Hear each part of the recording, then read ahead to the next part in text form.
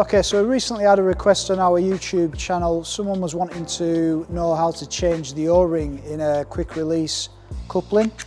Now this is the food gun I've got here with a quick release coupling on it.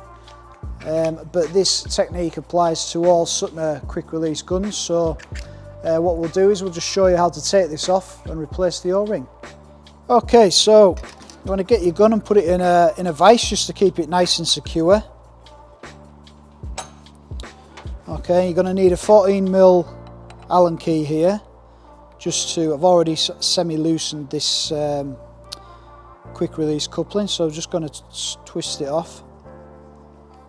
But you don't want to use anything with too much sort of leverage because you don't want to be breaking it. And then once you've taken that off, you just use a pick and you'll be able to pick the old O-ring out quite easily. So that would just come out. And then you get some lock seal.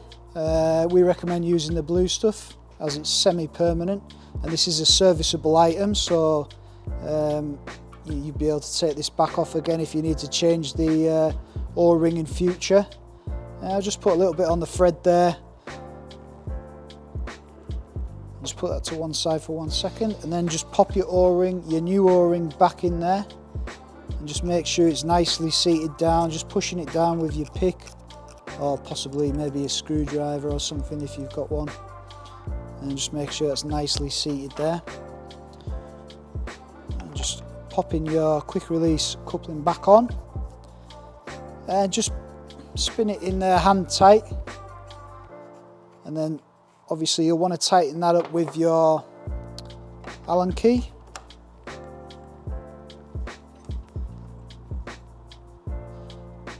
Just get it nice and tight. Make sure you don't want to be using anything with too much leverage because you obviously, like I said, you don't want to break it. That's all there is to it really. That's changing the O-ring in a quick release coupling.